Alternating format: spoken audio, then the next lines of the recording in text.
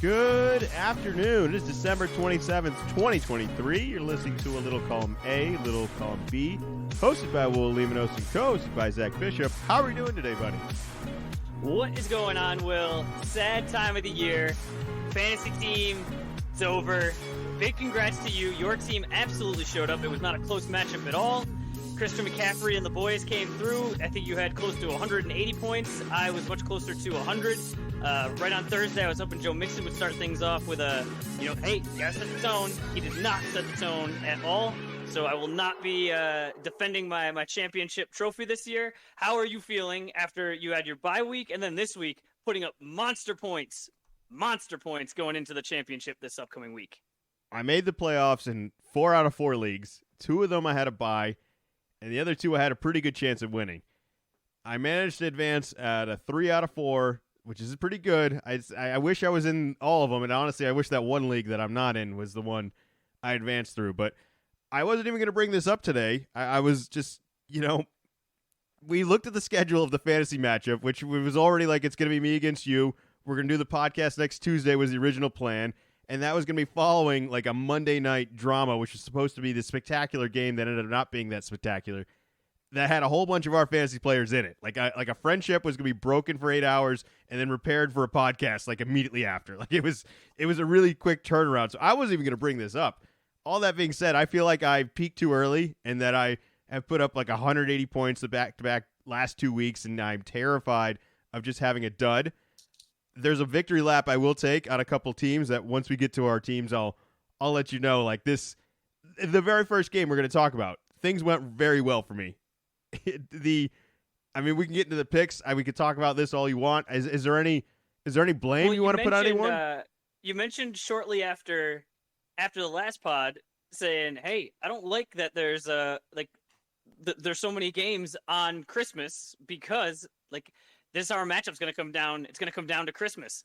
But there were so many games beforehand. By the time Christmas came, I had already gotten beaten. So my heart was already broken Christmas Eve, and then I was able to go into Christmas with I could focus on the basketball games. I could look at other teams because our matchup was nowhere near close. I did not see that coming.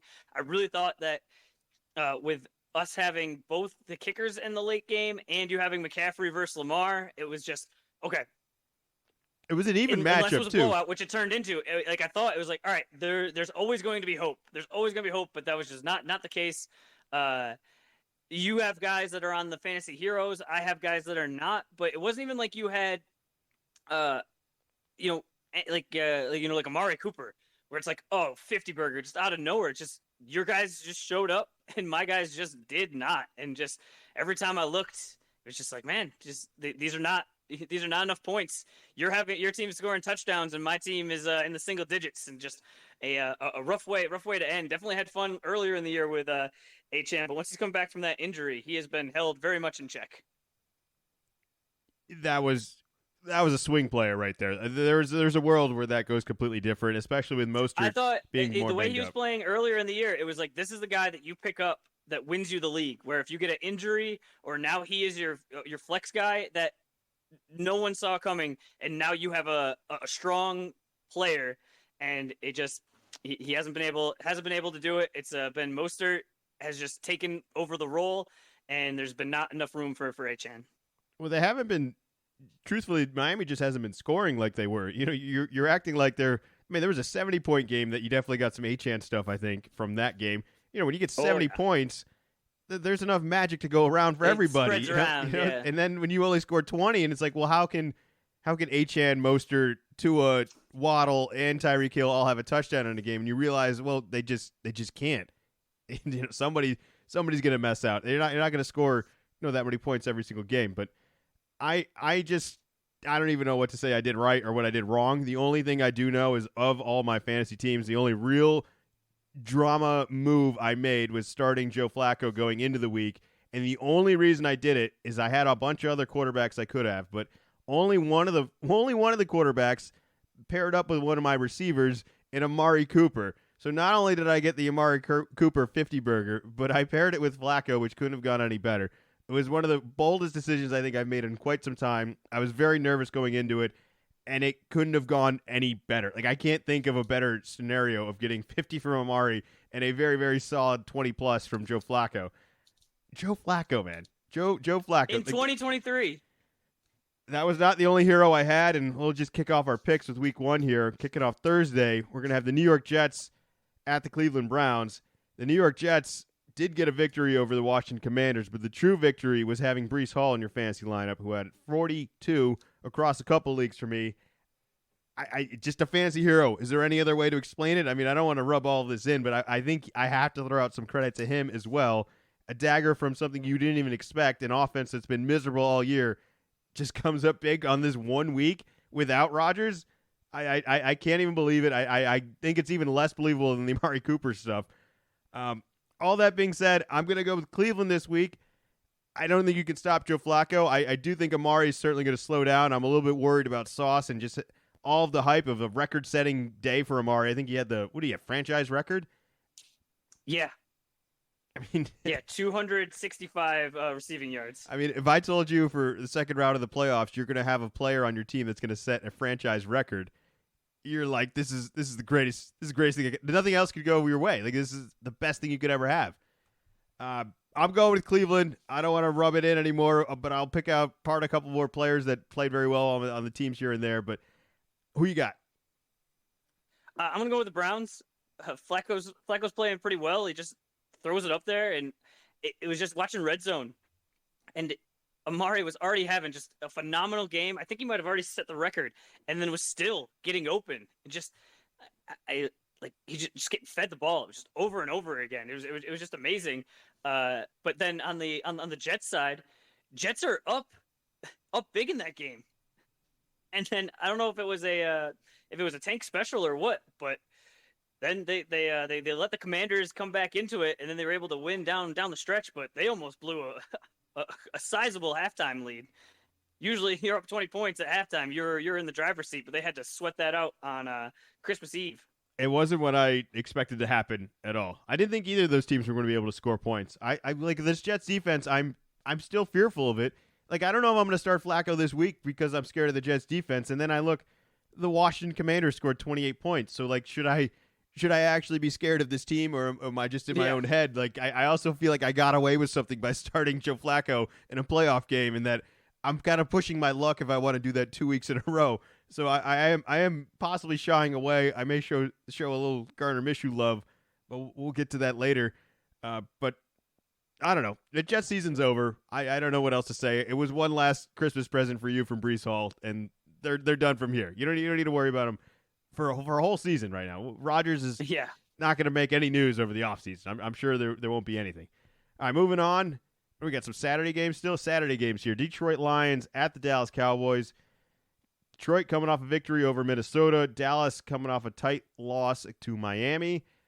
I'm going to get back on track with Dallas here in the home team and think that they're going to take care of business. This Detroit team, every time I want to give them credit, they seem to just let teams into games or have they just struggle against every team. So like they never ever make it look easy, and I don't think they're going to have nearly any chance of making this look easy against this Dallas defense. So I'm rolling with Dallas. I think Dallas gets corrected over here. CD Lamb, all that. Just cash up some more points. I think Detroit is a little phony right now, and I'm very suspicious of them. You'll have to convince me why you're picking them if you are, but who you got? I am also going with the Cowboys. Lions clinched the division for the first time in 30 years, and I just think they're going to have to go to Dallas. Dallas is a good team, so there's just they won something already, and I think there might just be a little bit of a letdown. I think Dallas is just they're going to need the win more. They're going to be at home, and they're going to win. All right, next game, New England Patriots at the Buffalo Bills. This is the real lump of coal here. This Patriots victory, which was a loss and then a miracle and then a loss and then a miracle win again, all way too fast. Just too fast for a season that's gone the way it's gone. You can't make this kind of stuff up. All I have to ask is why? To what advantage? Like, why? I've seen kickers miss a million times over a whole bunch of stuff. I've seen this team get penalties and push back out of field goal range so many times this year. How in the world was this team able to win and beat Denver? I don't understand. Denver's also out now. I believe that they have almost no shot at a future, which All they really had to do was beat the New England Patriots, who have 4 wins now total all year. This is the only team they had to beat, home. And they couldn't do it.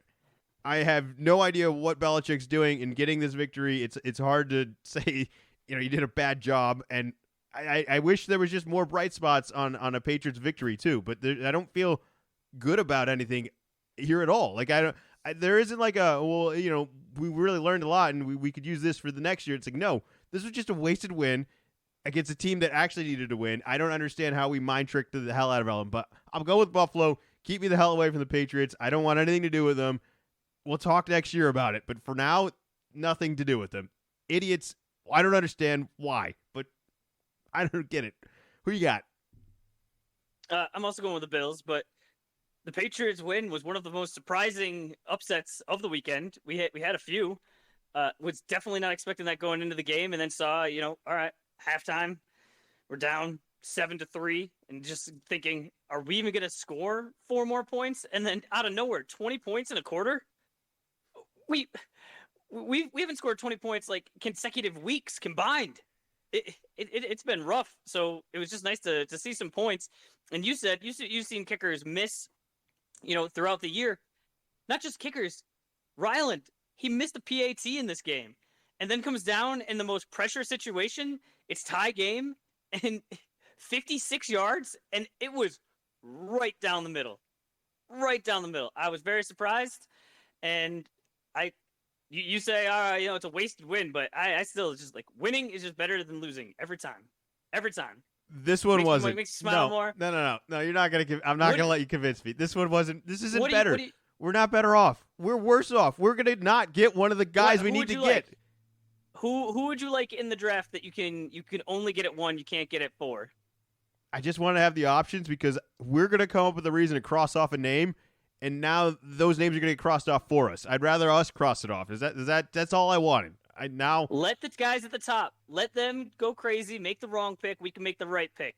Look at like the Panthers. They got the number 1 pick, and now it's looking like, ooh, I don't know. Should we gone with Stroud? There's no. Oh, well, we should have. It's like, all right, well, this is what fell to us, and then we could be in better shape. I don't think that this destroys us for next year or any sort of this 1-4. I think it's fine. I think that we don't want a losing culture. I think that's worse. I think you try to win. I don't think that Zappy's going to be around next year, but it's nice to see points put up on the board. I guess I'm just frustrated and even more impatient that I'm still frustrated and that I want to fix this problem. And I see there's a possible solution that we draft something of quality and fix a lot of problems. But I also see a trend of the Patriots not getting the pick they wanted and being like, it's not worth taking anybody here because we can't get what we wanted. We'll just trade back. And I think every time we win, we get closer to trading back and not actually addressing this problem in the next year. And there's an impatience that I'm just getting to.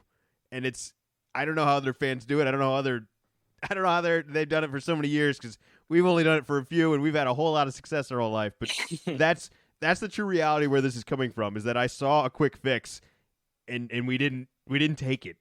I just think that was a mistake. All right, so we're both going with Buffalo, though, right? To hell with the Patriots. Yep, Buffalo. Yeah, Buffalo at Buffalo. All right, moving on. 2 teams I could also not spend a whole lot of time talking about. The Atlanta Falcons at the Chicago Bears. This Atlanta team, I've guessed wrong, I think, every game this year on them. I don't remember one time where it was like I felt good about anything about them. So I'm going to go against them, only to tell you that they're probably going to win because I'm going against them. That's the only reason that they're going to win. I'll take the Bears. I think there's a little bit more Fields love right now offensively that they might be able to spark up something. And that's it. That's it. They're at home. I mean, what else is there supposed to do? We have so many games of evidence on both these teams to say that they're just not that good. Who you got? I am also going with the Bears. I don't understand how they destroyed the Colts last week, but I know going into this, if I pick the Falcons and the Bears win, I'm going to feel like a bigger idiot than if I pick the Bears and then the Falcons somehow win again. And I don't know, maybe I'll have to reassess the whole Heineke situation if he's the one still playing. That's something else to monitor with teams being eliminated. There's a whole list of, I say a whole list, I guess maybe it's just, we already have so many backups in, and now it's going to be Broncos are benching Wilson for Stidham. Giants are going to start Taylor over DeVito, and the Commanders are going with their backup. They're not going with Howell anymore. Is it Brissett? Yeah, they're gonna stick with Brissett. So like when teams are getting eliminated, so I don't know if that means that Russell Wilson is done with the Broncos or if it's just, hey, we're basically eliminated from the playoffs. I'm sure he's dinged up, but it's just we're going farther down the list of guys getting hurt, and so some of these picks all right. We should talk a little bit more about that too, because all the players you just mentioned, some of these teams like Atlanta giving up on Ritter at this point in the season, where like if they fixed that like weeks ago, they'd be playing for something right now, is kind of inexcusable for me at this point. And then if you're the Giants, I don't think that Heineke is the answer. I don't think that either. It's almost like it's like the Browning situation where there can be like some good games, but then there's that's right. Like we've seen it with a lot of these backups. Like, oh, okay, a little bit of bright spot, but then it can't be sustained, and then it's that's why. All right, but why are we benching Tommy DeVito for Tyrod Taylor, who I inarguably will say Tyrod Taylor is a better quarterback, but next year we're not rolling out with Tyrod Taylor. Like we're showing Danny Dimes?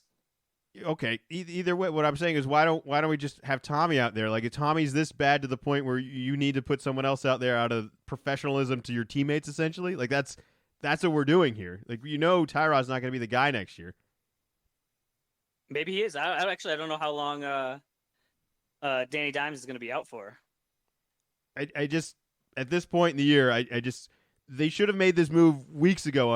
I don't know. That's really all I'm saying. Is that I don't know what more information we've learned over the past week to suddenly say, yeah, Tommy DeVito doesn't have it, and that we're better off with Tyrod Taylor. It's like, yeah, no, you could have known that from day one. You didn't even need to play Tommy once to know that. And now I just feel like you should play them to see, just get through the growing pains. Like it's not going to get better, but maybe it can't get any worse. Yeah, like Tyrod's kind of peaked. Also, like there's not an unreached ceiling with him either. Like unless you think there's some Geno Smith in him, I don't see that happening. And I just think you're better off staying committed to the dumb idea you've already had all the last couple of weeks in Tommy DeVito, and that at this point going to a more veteran guy in games that don't matter just seem like a whole waste of time for everybody. But maybe that's what this is supposed to be.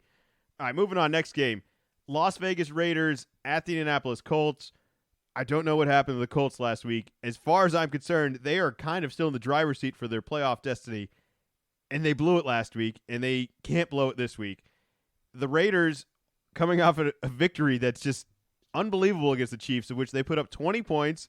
I don't believe a single point was scored by their offense. I think all 20 are coming off some miraculous turnover that was just unbelievable to watch Kansas City kind of melt down at these just unbearable turnovers. Like you just couldn't overcome that. There might have been a point in time where Chiefs could have overcame these turnovers, but this team's just not good enough to do that. So I don't see the Raiders making those sort of defensive, just I don't even know what to call them. They were just given to them. They were just such poor mistakes by the Chiefs that I don't see Indianapolis doing that. I think Indianapolis has to get this done. I think Minshew just has enough juice to get it done. And I'm going to roll with the Colts. I got a little bit more life into thinking that that'll fix itself than whatever I saw out of Vegas the last couple of weeks. It's just really up and down with Vegas. But who you got? I think luck. I think luck is the word that you're looking for in those defensive plays. They're not going to continue. They're an average team. I think the Colts are also an average team, but I'm going to take the home team, especially they're coming off a loss. They really need a W if they're looking to get into the playoffs. So, throw everything on there. I think the Raiders are pretty much on the outside looking in at this point. But this was, with the Patriots win, I think the Chiefs loss. This was, all right, we are at home, 10-point favorite, Christmas. Like, this is going to be all right, yeah, when I go over to, my family's, like, I'll have this on in the background, but, I mean, it'll be fun, and I won't really need to pay attention, and turned into, like soul-crushing of how does this keep happening?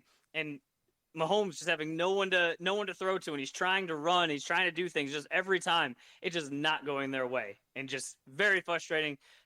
It seems like every couple of weeks we just switch, who's good and who's not. And right now, I think we're all in collective agreement that the Chiefs are not good, but they could win these next two, and then all of a sudden we're right back to I don't know, they got Mahomes, look out. There's I mean, look, we're going to talk about Kansas City when we get to them. We can fill a little bit more of the conversation of it now. I don't think there's a lot of blame to be really had on Mahomes. I don't feel like it's like he's the reason to blame for any of this. I still feel like he's doing things that every other team wishes they had a guy that could do that. If anything, this feels a little bit more like you should be responsible for the roster that they have out there, that they're wasting a healthy Mahomes year. Like, this is a prime Mahomes year that if you just put enough guys around him, you have a really good chance. And that just seems like they didn't really address any of that. Like, the talent, they lead the league in drops. And then not only do they lead the league in drops, so like it feels like every one of these drops leads to an interception or a tip pass or just something. It's like you'd be better off not even throwing the ball to these guys than. And Tony wasn't even out there this week, so you can't even blame him. There's a long list of things that I don't like. Do you feel like Mahomes is like truly responsible for a lot of this? Like, I agree. There's probably some responsibility, but not like the main thing that they need to fix. Like, he can continue to do what he's doing. He's the superstar. As long as they just get some help out there, just somebody to throw it at. And maybe Kelsey's more banged up than he wants to admit, and that's totally fine. That's a workload that's not even fair on him either. And I just think the Chiefs were a little naive coming in thinking that they would just be able to fix it with anything, and it's going to take a little bit more. And if they don't spend the next offseason, like, I would just spend money. And if Mahomes needs to take a pay cut to make it all work, he should do that because he's way too good in that I see the advantage that he has. Like every other team wishes they had him, and they would be so much better off if they did. Like, I watched like Minnesota, who doesn't have anything offense, but they have Justin Jefferson. If you just have him out there, you could be really good with even a bad quarterback. Imagine anything like that with Mahomes. Like, Tyreek Hill was not that long ago, and that changes everything.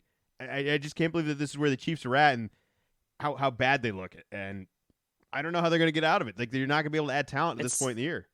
It's late December. You want to be at your absolute best about to go into the playoffs, and I do not think that they're there. No.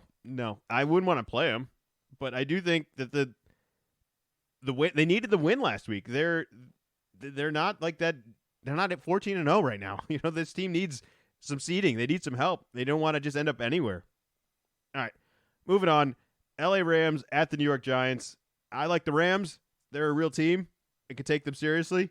I don't think I can take the Giants seriously, so I'm going with the Rams. And that's as quick as we can do this. Who you got? Yep. Give me the Rams. That's exactly same thing I would have said. Moving on, Arizona Cardinals at the Philadelphia Eagles. Zach, this is a trap game.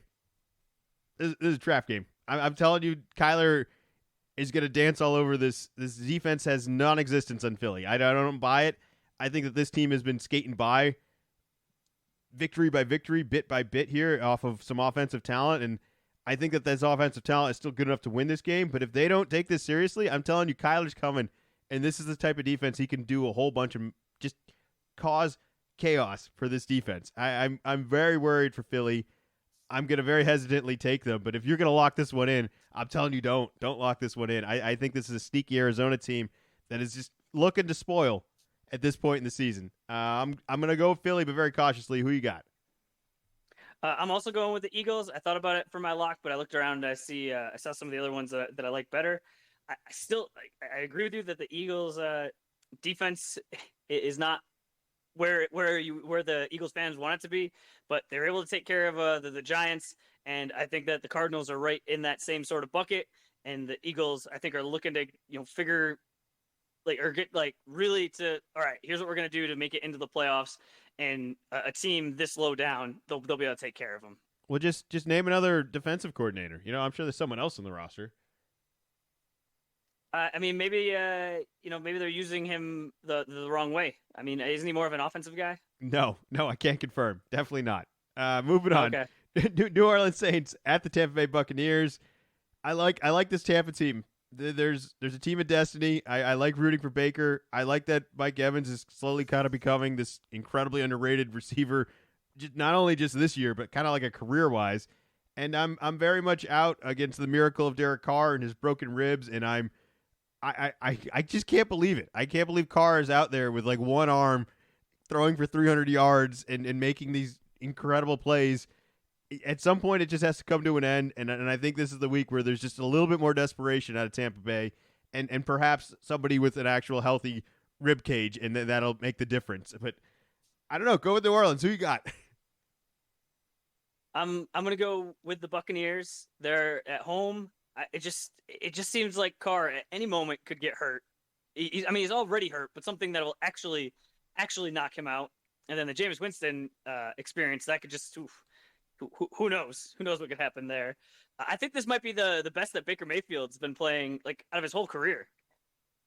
He's really he's slinging it around, and I disagree with you on Mike Evans being overrated because for about the past month, every NFL podcast I've listened to has mentioned how underrated he is. That he's flipped. Like he's playing well, but he's definitely not underrated anymore. He's getting a touchdown every week. There's the other guys aren't doing that. But I'm hearing about it. There's no. Oh, really? Oh, I didn't realize. It's like no. I'm hearing it across the board. Well, I think all right. All the time. I'm gonna explain that a little bit more. Then I think it is not necessarily it may be the underrated overrated part, but it's that we don't want to actually give Baker any more credit, and we don't actually want to give Todd Bowles any more credit. We just want to give Mike Evans credit. We're gonna constantly do all that because nobody's actually taking this team seriously, but he's still doing a whole lot of good stuff with whatever they got. And really, we should probably be giving Baker more credit, like you said. But I'd rather talk more Mike Evans than that. I just confidently feel like that's going to age better. And Baker doesn't exactly have the greatest history, despite just being pretty good this past couple of weeks. They dominated Jacksonville, though. We could talk about the disaster that was. Yeah, you've been raising or waving that flag for a while that the Jaguars are not for real, big time frauds, and that's looking to be possibly more and more the case. Definitely. Trevor Lawrence is banged up there, where every week it seems like there's a new injury. But hey, if you're out there, you got to play. So you can't use that necessarily as an excuse. But I think you might have been on the right path for a couple months on that. You got to be able to you should be able to beat the Bucs, and just like the Bucs felt like they should be able to beat Jacksonville, and they took care of them. No problem. No problem. Moving on, San Francisco 49ers at the Washington Commanders. The Niners coming off a big loss to the Baltimore Ravens, 33-19. To be honest, I don't even know if it was that close. As far as I know, everybody played. Like, what's the Niners injury that was like, oh, Debo was out, or Ayuk has been 50-50, or dude, they were healthy. They didn't win this game. They lost this game. They're not gonna have any problem with Washington this week, but I haven't felt this way about the Niners at all this whole year. Like, I felt pretty good about them. Even if they lost this game, and the way that I expected them to lose wasn't like that. I'm not saying this team's fraudulent. I'm not saying this team isn't as good as they thought, but I just think this team's a little bit more beatable than we thought. And I didn't feel that way going into this game, and I have a very impressed feeling by Baltimore. I don't think they'll have any problems with the Commanders this week. We'll get back on track. But how alarming was the loss to you for the San Francisco 49ers? Definitely got beat down. It was, national TV, not just beat down, and everybody saw it. So I think that adds to it as well. This wasn't hitting at the 1:00. We had mentioned, hey, this is like, we got a real good one on our hands. And I mean, for the Ravens fans, it was. I think the 49ers can figure things out. I think the Ravens had a little chip on their shoulder. I think Lamar is something crazy, like 16 or like 20-1 against NFC opponents, which is just wild. So I don't know. He's got like a fancy breaking case of emergency weapon or something over there. But I like what Lamar's doing, and it's just kind of wild how quickly those MVP odds, where Brock Purdy just wasn't not good. He was bad. He threw 4 interceptions. He got knocked out of the game. They had to bring in the backup, and it just went from, if they win that game, he's even more in the driver's seat to win the MVP. And now, like, I think even if he had like college Heisman numbers, crazy, 6 touchdowns, 400 yards, I don't think he can get it back. I think if they lost this game and it wasn't necessarily completely his fault, he'd have an argument. But the problem was their deficiencies in this game were really entirely his fault. I mean, what do you have, 4 interceptions? Like, that's just 4 picks. And I love a guy for going out swinging. All right, I love it. I'm gonna try to make this work. I got this incredible offense and these weapons. Let's try and go out there and just make something happen out of nothing. I don't care. Just keep slinging. I love that he kept out and doing that, but man, he just kept digging this team more and more. And then Baltimore essentially not making any mistakes, and Lamar just capitalizing off of everything, every single step of the way. Very, very impressive win for them. And I wouldn't be worried for the Niners. I'm not saying Purdy isn't the guy. They could totally still get it done with him. But I see a formula for a problem here. Is if he starts throwing one interception, let's maybe start running the ball a little bit more, or start taking the ball out of his hands and maybe not taking as many chances. But we'll keep an eye on that going forward. All right, next game. This one is this is my lock of the week. Lock it in. Yeah, that seems pretty good. I mean, if we come back next week and the Commanders beat the Niners and they're on a 2-game losing streak, we got a storyline. We'll be opening with something. Next game, Carolina Panthers at the Jacksonville Jaguars. Two teams that I think, Carolina's definitely wishing this season could just end. Like, let's just wrap up these last couple weeks here. What are we even rolling out there for? They made a little noise last week against the Packers. I was getting very excited as a Patriots fan, being like, oh, maybe they'll do something here. You know, I know they don't have to pick, but maybe the Bears don't have to pick ahead of us. Let's see what can happen here. But didn't happen. Packers came back, took the victory. We already talked about kind of the deficiencies of Jacksonville. I don't know how long the list of injuries on Trevor Lawrence is at this point. I think there's a shoulder. I think there's a possible concussion. There's definitely a high ankle sprain that just never came back after no time off. I don't know what happened with all that, but I think that's starting to accumulate and add up a little bit. This team is going to be able to get the job done against Carolina. Thank God they have this team lined up this week, because I don't think they have a whole lot in them to win against any other team at this point. Like, this is a blessing to them that they're even alive and have a chance, and they get to face Carolina. So I will go with them, but this team's not that good. They're just better than Carolina. Who you got? Yeah, that's exactly where they're at. They're at home, and they're just better than Carolina, so they're going to get the win. As you know, the Panthers I think are just trying to make the season end as quickly as possible. All right, next game, big game here. Miami Dolphins at the Baltimore Ravens. Baltimore coming off a big win. Miami coming off a pretty big win against Dallas as well.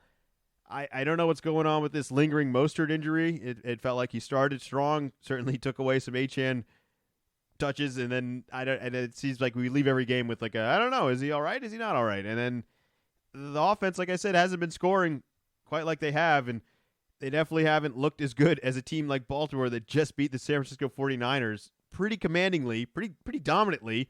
I could say maybe that's the best win of the year. Can you think of a better win?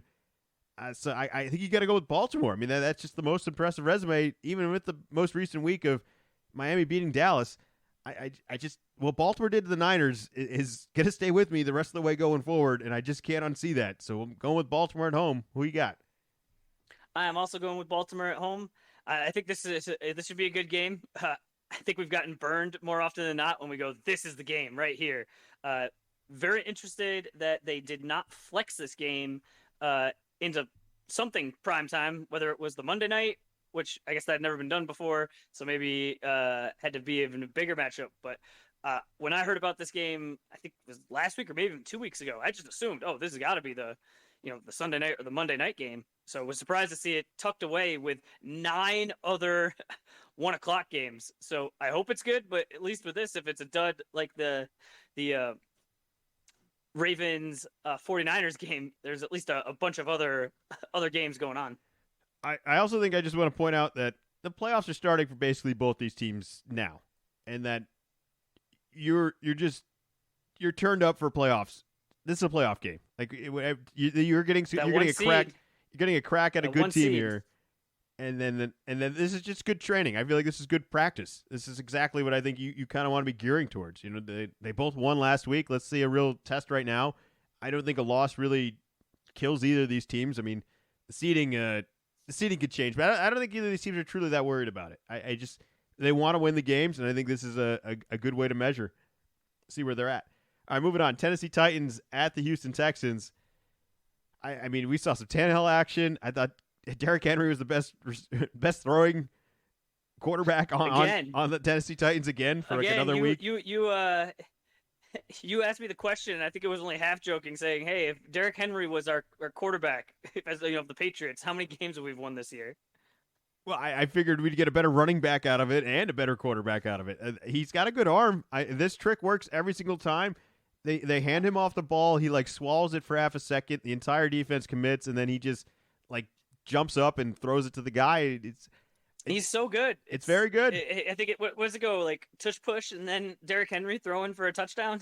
Well, the great alternative is that if Derrick Henry doesn't throw it, he still has a pretty good shot at running and getting the first down, especially at the goal line. It's a whole lot to think about. Is it more that, or is it more? It means that Ryan Tannehill isn't throwing it. Look, shout out to Tannehill being the professional he is and just going out there and trying to get it done, but he's not the guy, and I think we already knew that going in. He already got benched. Yeah. Houston. He's in one of those situations where if he wasn't there, we'd be on the third string. But it's all right. Well, the backup got hurt. Okay, now what do we do? And just going down that line where the Titans already knew, hey, we're done with Tannehill. We've moved on, but they got with injuries just got forced to have to start him again. Houston's at a very interesting point as well. They got Case Keenum out there. They don't have CJ. They're 8-7. They lost to Cleveland. They might have lost to Cleveland even with CJ out there. And I actually don't think Keenum's been truly terrible. He was good enough to win the week before. But I think this is a Houston team that they might look back at this season and wish a couple things. I just don't think this team's ready. And there may be a point next year when maybe they don't get enough wins early on in the year and ends up turning on them a little bit, that they're going to wish they were ready this year. Because this team is 8-7. If they correct a couple things and CJ comes back, I think this team has some capabilities. And I think they'll have more than enough capabilities to take care of Tennessee this week. I don't think you could take this team very seriously unless CJ's out there. And even with that, losing Tank Dell was a huge loss for them. Nico Collins has been in and out. Noah Brown's been in and out. If Houston could redo this whole season again, I just wish they'd made some more moves and that CJ was able to stay healthy like the entire year. But I'll go with them at home. Who you got? Yeah, I'm going to go with the Texans. CJ Stroud has returned to practice, so that was a concussion. So hopefully he's past that, able to play again.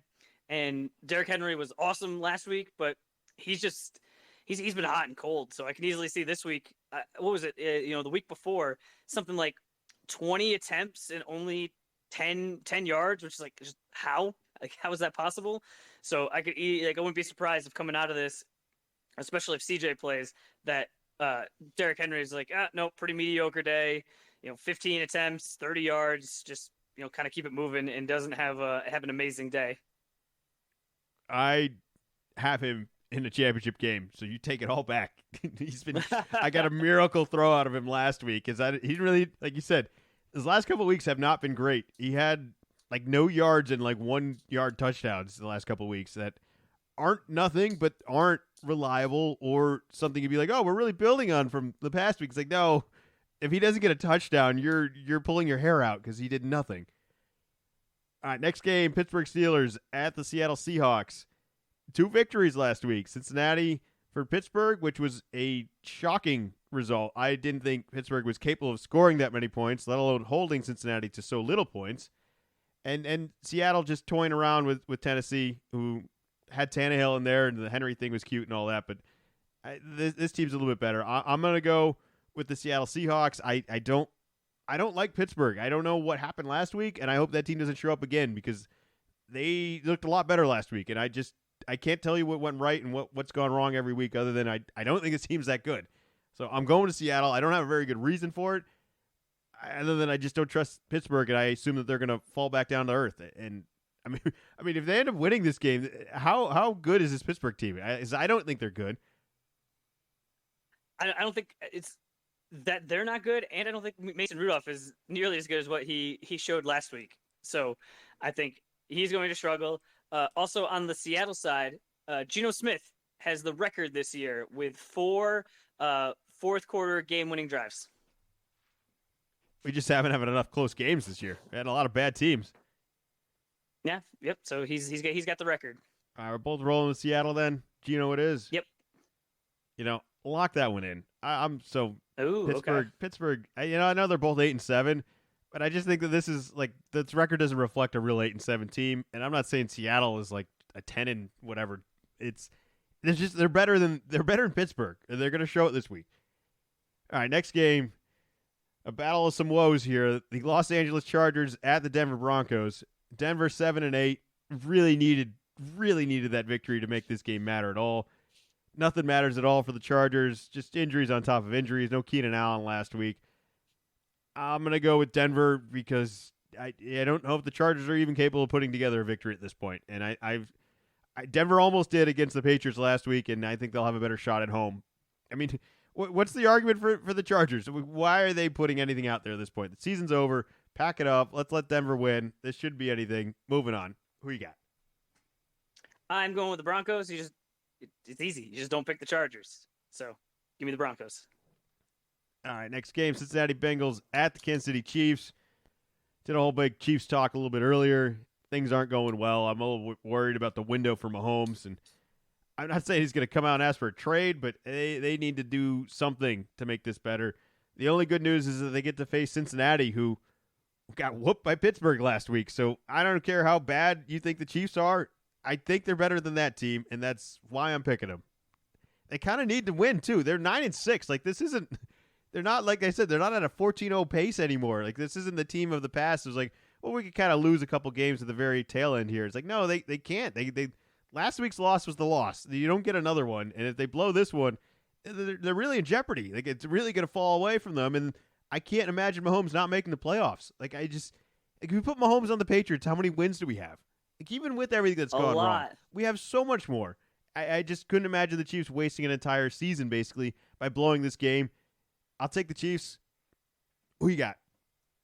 Yeah, I'm going to go with the Chiefs. But I think this could be close. I wouldn't be shocked if the Bengals win, just based on what I've been seeing. It's just they're not playing well. A lot of mistakes in all the levels on all sides of the ball. So I'm taking the Chiefs, but I think a few weeks ago, after the Burrow injury, this would have been more of, all right, yeah, lock it in, no worries. But I would definitely be worried if I was a Chiefs fan. If Burrow was playing, would you pick Cincinnati? Like, easily, right? Like, I think so, yeah. Yeah, I don't think it would be anything. I think even the highest ceiling I've seen out of Cincinnati is, I think, better than what I've seen the ceiling of Kansas City just this year. Like, Mahomes is so good. Like, he still does things. It's awesome to watch. The mistakes they made, like, you're not going to give up 20 points of defensive touchdowns again. Like, you just can't. I don't care. Every professional team can't do that back-to-back weeks. Not now. Even the worst team in Carolina and Tennessee, all these bad teams, they haven't done that. And I can't imagine this team doing that again. So that just can't happen. Moving on. Green Bay Packers at the Minnesota Vikings. Both seasons over here, both 7-8. I mean, what are we fighting for? I don't know anymore. I guess I'm going to go with the home team in Minnesota because they have an incredible wide receiver, and that's all you need. It's a big step on if you don't have that great of a quarterback, you got to at least have that, and that Green Bay doesn't have that. So I'm going with them. Who you got? I am going to go with the Vikings, mostly because just they're at home. I think these are two average teams, but you're saying, do these guys have anything to play for? Technically, yes. I'm seeing if the Vikings win, their percentage to make the playoffs is 49%. And I'm seeing if the Packers win, their chance to make the playoffs is 55%. So pretty much you win this game, goes to a coin flip. So I think they both teams will play hard. I just don't think neither team is just very good. I like having Justin Jefferson back out there. I wish that Kirk Cousins had stayed healthy because I think their luck was going to flip from how much luck they got last year, but I think it still could have been interesting. And just him throwing to Jefferson really could have made some things happen where they're still kind of, and I don't like their QB situation, but I'm going to pick them at home. Jefferson, I think, had one of my favorite plays, or at least a couple of plays in a row. They fumble the ball, it ends up being recovered, and then Chase has to go all the way, like, run 20 yards the other direction to, like, make the tackle or whatever happened. I think there was a flag on the play, so they ended up, like, calling it all back. But the hustle of this guy, and then the next play to go, I think it was, like, 3rd and 21, and they just throw it straight up to the sideline, and he just catches it, like, some miraculous catch. I just in between it, like in between and over a double team. The sequence of those plays, it was, you guys should have no chance at this at all, and you have a chance because you have him. Like the success rate of this possibly happening was like 10%, and then he's that 10% that can make it happen, though. Incredible. All right, those are our picks for this week. It's not looking so good for me. That's fine. It's still podcast content, and that's good enough for me. I don't want to congratulate you for a victory quite yet, but I don't think it's actually mathematically possible for really to make a game out of all of this. But I did take care of fantasy this week with you. You mentioned some fantasy heroes being on my team. What other fantasy heroes did we have this week? All right, so the fantasy zeros and the fantasy heroes. Fantasy zeros, not just losing his MVP, but also fantasy zero this week. Brock Purdy. For wide receivers, we had DJ Moore, we had DeAndre Hopkins, we had Cortland Sutton, who had an actual zero, and Devontae Adams. Definitely some of the some higher draft picks in there. For running backs, we had James Cook, and unfortunately, Devon Achane, he was on that list. I don't even think he got hurt this time around. But for fantasy heroes, lots of wide receivers. Starting off early, George Pickens had Calvin Ridley, Mike Evans, Puka Nacua, Amon-Ra St. Brown, Amari Cooper, and next to Amari Cooper, I put a bunch of exclamation points because he's whatever is like 2 steps above a fantasy hero, as well as T. Higgins. And then for running backs, we had Jamar Gibbs and Brees Hall, who I believe were both on your team. And then no tight ends, no defense, but we had 2 kickers. Younghoe Koo and Jason Sanders, both fantasy heroes. And sometimes all you need is just those extra 10 points in these close matchups. And you might just got that from your kicker. And if you were on the losing end of that, I'm sure it's driving you crazy. But those are your fantasy zeros and heroes for the semifinal for most of the fantasy matchups. Are we going to do those next week? Or is the season over? Is the accounting stopped for Zach now that the fantasy season? No, I'm still I'm still in the championship. I made the championship for my work league, and I'll finish out the spread. Season's still going on. You got to figure out what the the final position is. So I make less adds and drops on the waiver, but I still try to set a competitive lineup. Just finish the year strong. I want my teams to have a winning culture. There's no tanking going on over here. Just because I want to go into next year, build off of some of the lessons learned. Well, don't worry, we all get to play again next year. Players will come back. Injuries will happen to other guys again. It's all a luck game. All right, you just got to. It almost seems like whoever has Christian McCaffrey on their team is the one that wins the championship. Well, so don't ruin it for yourself. I've had a lot of success in other leagues, and I do not have McCaffrey. Actually, my other teams are even better than that league, to be honest. That's actually probably my worst team of any of them going into the finals. I'm just worried that it's going to be some quirky thing that is going to set off because none of the favorites won in pretty much any of my fantasy leagues. Like all the guys with buys are out, and I was one of them. So it's a quirky point. You got to be hot at the right time, and these matchups are so weird. We have so many quarterback controversy changes and adjustments going on this week that are altering so many fantasy outcomes for so many wide receivers and backs and teams that need to win and teams that don't need to win and teams that just can't win. So it's going to be a messy championship. It's funny how it all boils down to just this 1 week, and it's not even that important of an NFL week for half the teams, and that's what's going to decide my championship. It's nerve-wracking, but it's why we play the game. It's why we play every year, to have an opportunity to do something that doesn't really mean anything. It's great. It's a real feat. Let's talk some basketball. You ready to talk some NBA? I'm ready to talk some basketball. Yes. Ja Morant is back. He won Western Conference Player of the Week. Boy, is he back! He looked great. Game winner in his first game. It's perfect. It was the perfect story. It was against the perfect team. I like watching him beat up on Zion at this point. I'm so out on the Pelicans. Sell me all of the stock everywhere. Huge dunk last night. Did you see the ending to that game last night? I did. And he's great in it. And I could pick apart the Pelicans, but I really shouldn't. The execution at the end of the game was just embarrassing for New Orleans. They have like 4 guys that want the ball, and all of them are scared of the ball at the same time. It doesn't make any sense. It doesn't make an offense. Nobody does anything to help anyone else on that offense. It's purely my turn, your turn, and hopefully this will work this time. There is no team. I think what else on the Memphis side with same time, but does not hit the national media nearly as much. But Marcus Smart also back from injury, and wanting to point out yesterday, getting the full Marcus Smart experience where he gets the ball on the break and it's like a 3-on-2 and he just launches up a three that clanks out and you're like, Marcus, what are you doing? But in the same game, takes a critical charge on Zion Williamson, where I don't know about you, but I was talking with my brother saying, I am not taking a charge with Zion. Nope, no way. Want no part of that. He is too big. And then also on the other end, on the Jaren Jackson game-winning potential free throw that he missed, Marcus Smart was able to juke out Valanciunas, and I can't remember who came over the top and was able to block him. But with 0.4 seconds left, Marcus Smart almost got an offensive free throw rebound to put it in for the game winner, which is just the full Marcus Smart experience right there. So I am definitely interested when we talk about the games coming up on the list. Just having Ja Morant back, just in that game, there was I think it was a 3-on-1 or 3-on-2, and just toss it up, and Ja just bounced and just got way up in the air. We had talked about it, where just having him, he is just a highlight machine. He is fun to watch, and really interested with the Grizzlies being so behind the eight ball right now.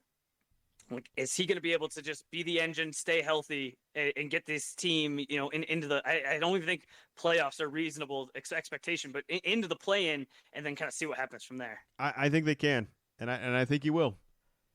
I'm buying in. I've seen enough. Like, the fact that it was the first game in and he hits the buzzer beater like that, and it wasn't even lucky. It was just nice.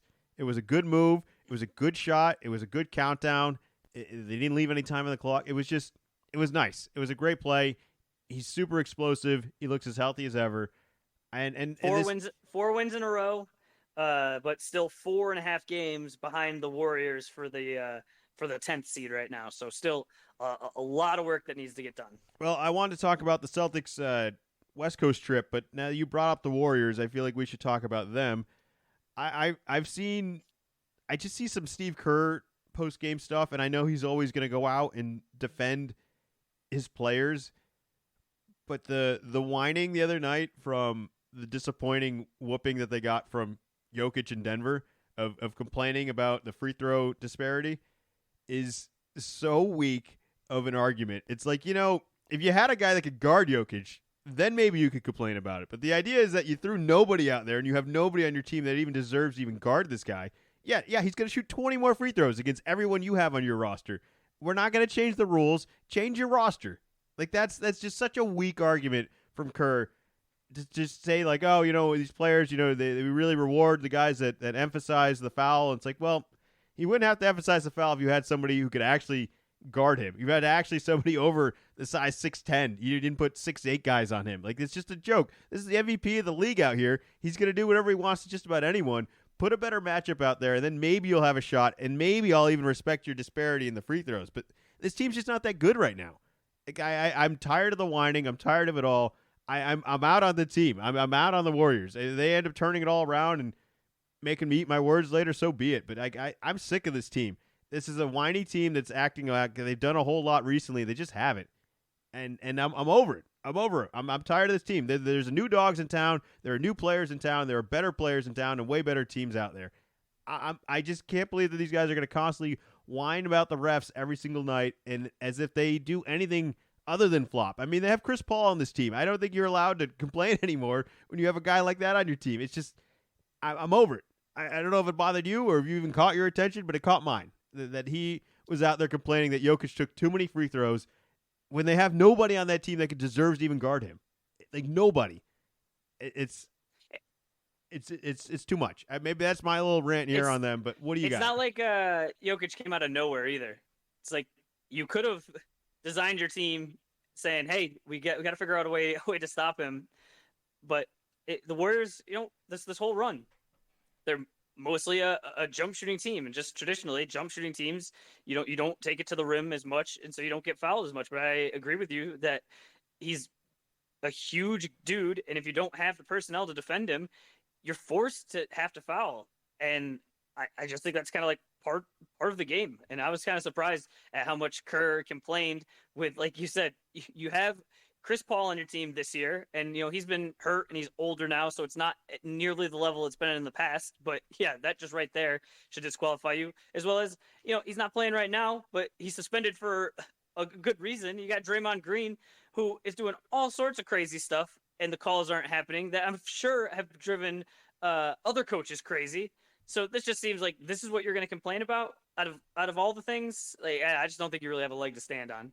I just thought, yeah, no, that's really what I'm saying. Is this is a smart guy who's had a really good career. I'm not taking away from all that. He shouldn't have said those things. And the reality is, what he should have said is that Draymond Green's not here, and that's why I'm frustrated, and it's his fault, and we don't have a solution for this, and it's Draymond's fault. It's really what he should have said.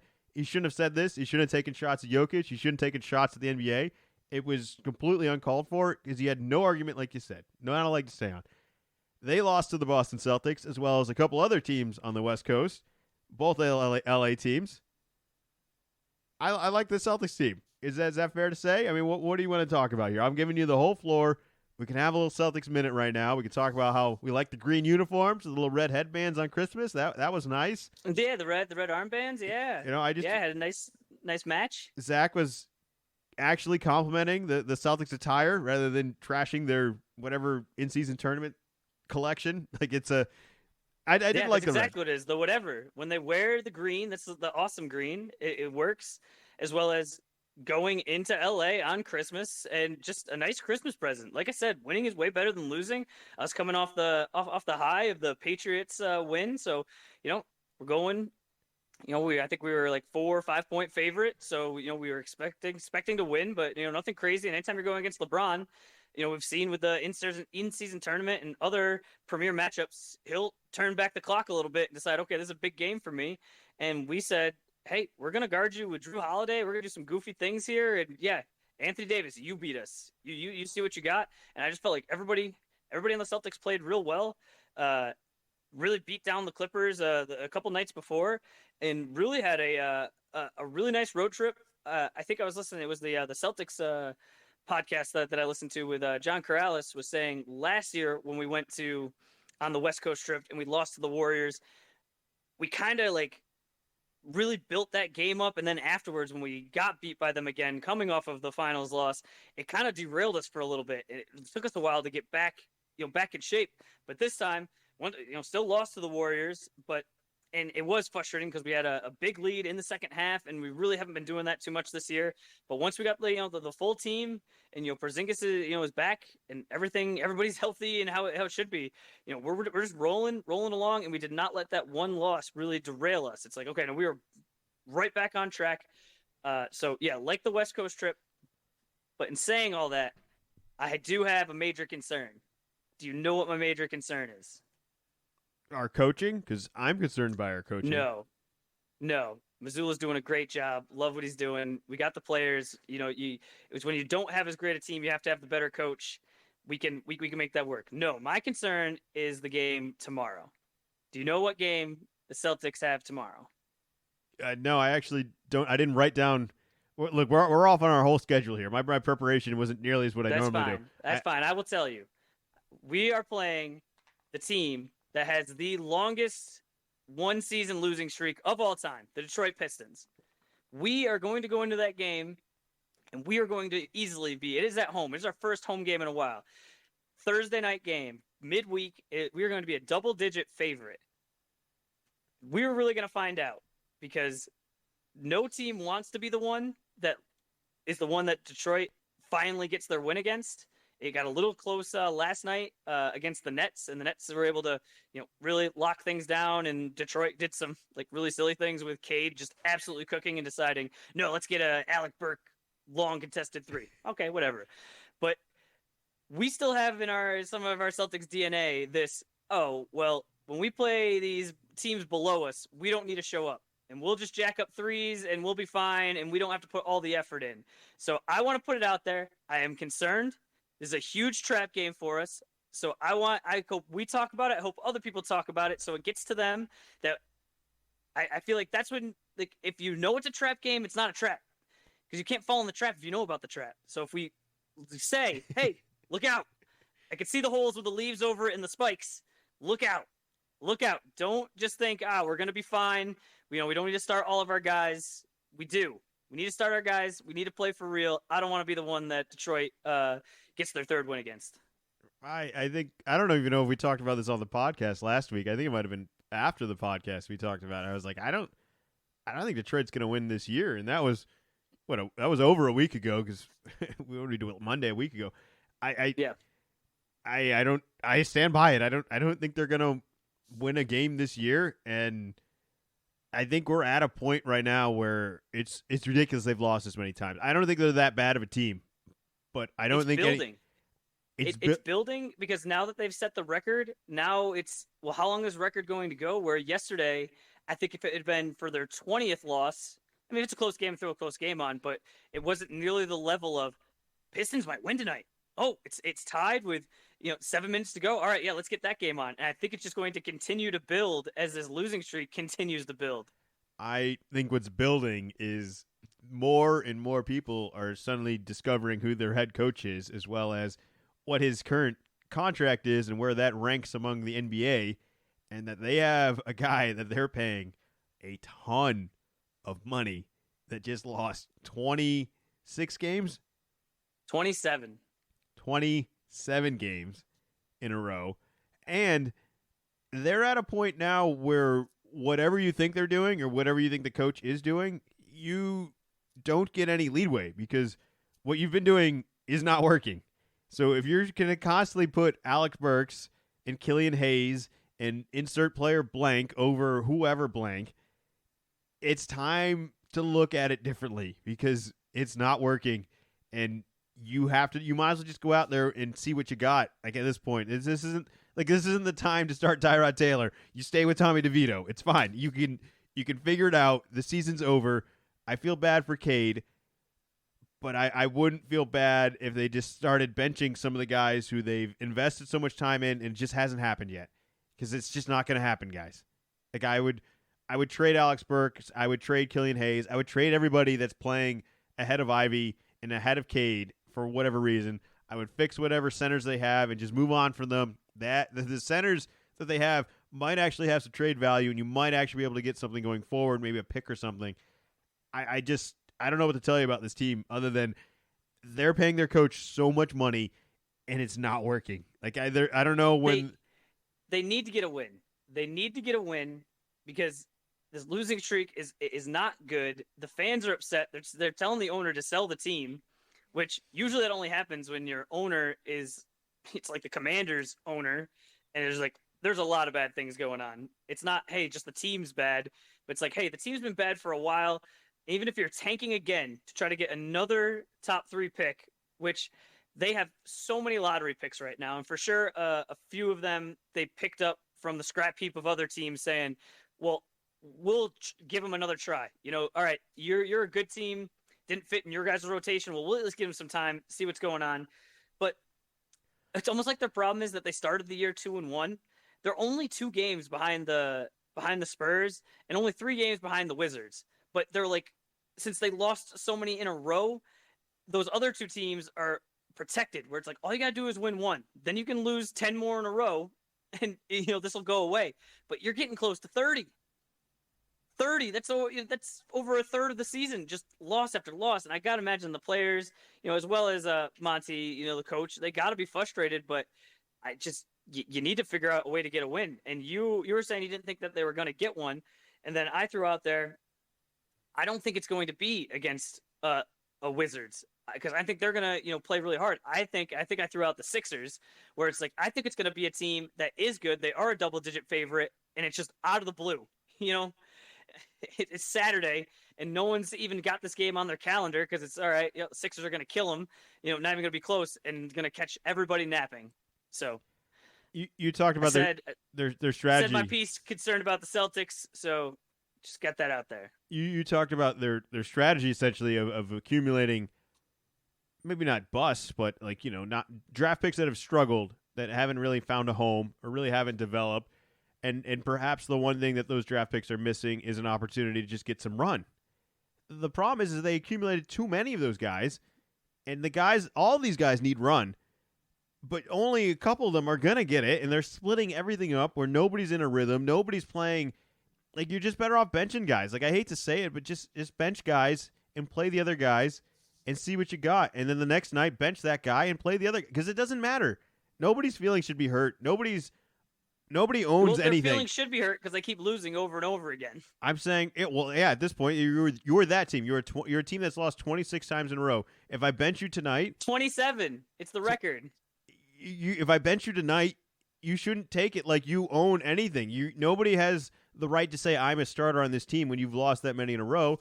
You should just say, all right, Wednesdays, veterans are off, and it's all young guys, and then veterans might be 3 years in the league guy. Like, that might be a veteran for this team. All right, it's not great, and the real thing is they're trying to figure out what they got, and they got anything from any of these other teams, and it just seems like they didn't get anything, and that none of the gambles have worked out, which almost never happens.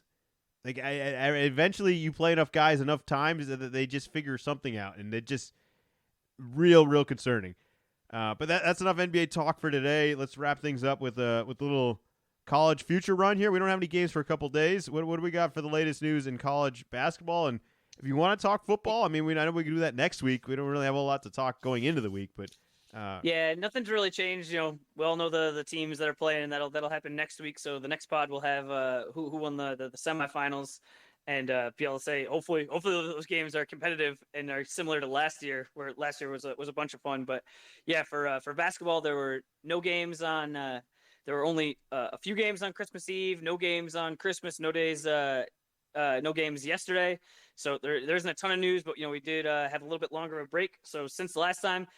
Duke did win at MSG. I was in the building, and there's been a lot of joking around that Duke's calling MSG Cameron North.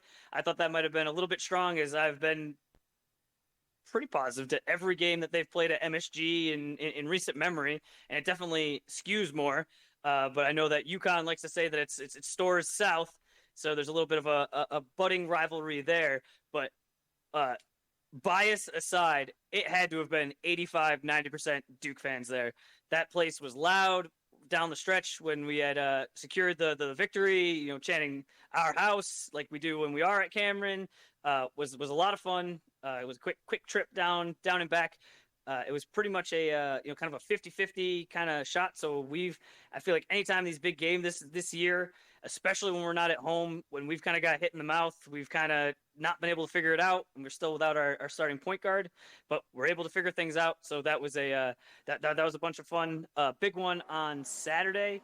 FAU was able to beat Arizona in double overtime. A lot of fun there.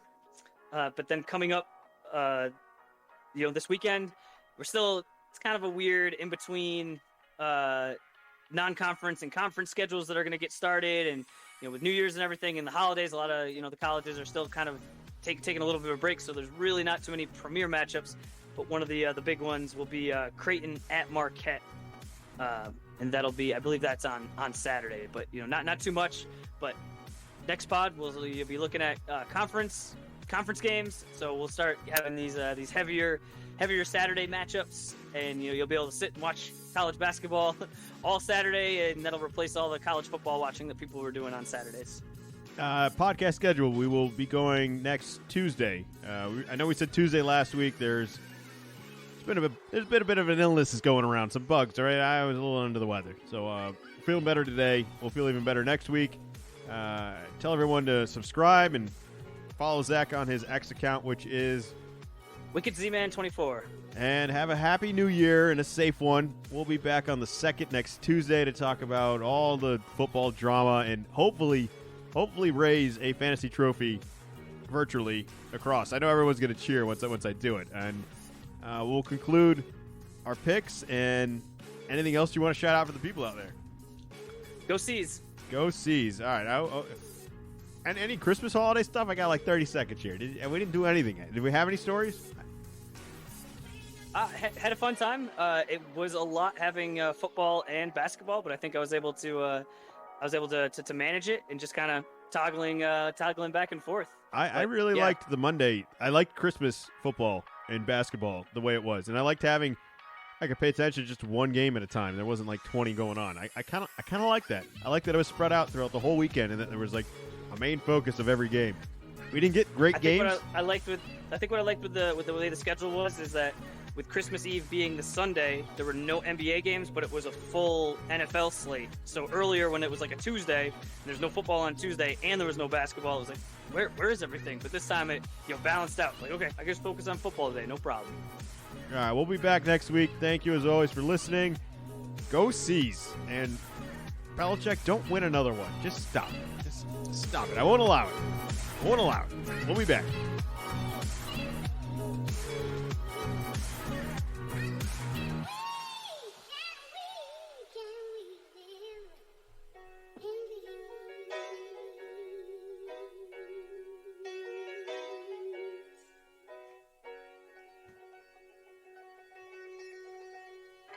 Little column A, little column B.